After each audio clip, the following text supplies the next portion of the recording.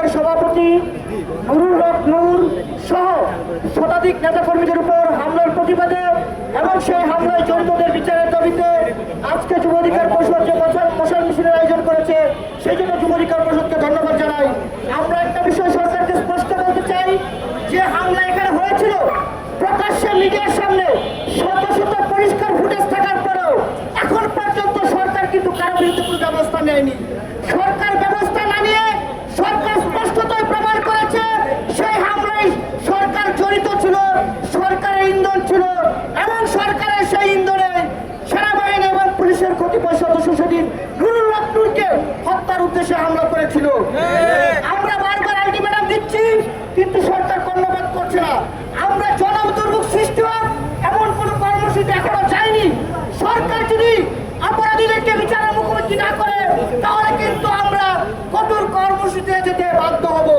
আমি একটি বিষয় বলে শেষ করব।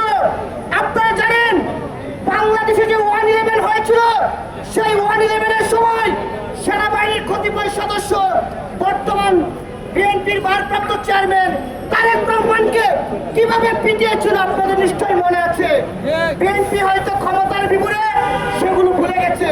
আপনাদেরকে মনে রাখতে হবে, এই জুলাই গণঅভ্যুত্থানের নেতা ফ্যাসিবাদ বিরোধী দলের অন্যতম মুখপাত্র ছিল এই নুরুল হক নূর।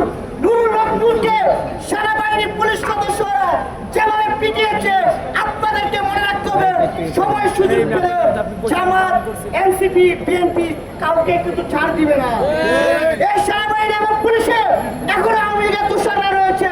তারা সুযোগ পেলে কিন্তু যে কোনো সময় তাদের যে দুর্দর্শ চরিত্র প্রকাশ করবে। আমরা গতকালকে সংবাদ সম্মেলনে 48 ঘন্টার আলটিমেটাম দিয়েছিলাম। আজকে 24 ঘন্টা পেরিয়েছে, আগামীকালকে 48 ঘন্টা শেষ হবে। আমরা সরকারকে বারবার বলছি, পুলিশ সেনাবাহিনীর যে সকল সদস্যরা ছিল তাদের বিরুদ্ধে দ্রুত ব্যবস্থা নিন।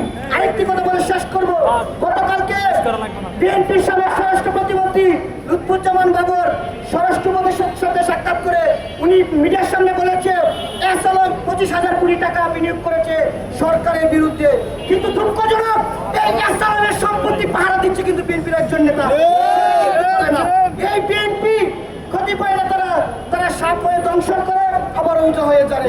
তাদেরকে বুঝতে হবে ক্ষমতার চিন্তায় আপনারা হয়তো সবকিছু ভুলে গেছেন। এই জাতীয় পার্টির মধ্য দিয়ে সেনাবাহিনীর কতিপয় সদস্যরা যেভাবে আওয়ামী লীগকে পুনর্বাসনের চেষ্টা করছে, আওয়ামী লীগ ফিরে আসতে কিন্তু আপনাদেরকে চুমু খাবেন, আপনাদেরকে বুঝতে হবে। আমরা সবশেষ বলতে চাই, যারা এই ঘটনায় জড়িত ছিল তাদেরকে বিচারের মুখোমুখি করতে হবে।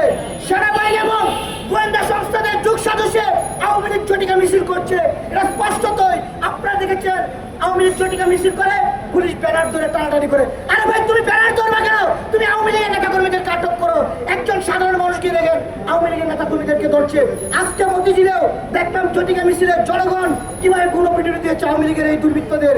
জনগণকে বলবো, এই পুলিশ প্রশাসন সেনাবাহিনী বলেন, আমরা কিন্তু সেনাবাহিনীর প্রশংসা করি, কিন্তু আমরা কিন্তু ভুলে যাই নাই এই 5 আগস্টের পূর্বেও সেনাবাহিনীর কতিপয় সদস্য কিন্তু আওয়ামী লীগকে টিকে রাখার জন্য গুলি করেছিল।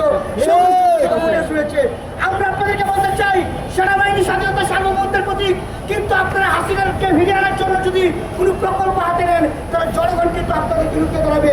আপনাদের যিনি নিয়োগ কর্তা হাসিনা কিন্তু দেশে থাকতে পারে নাই, সুতরাং আপনারা ওই দেশে থাকতে পারেন।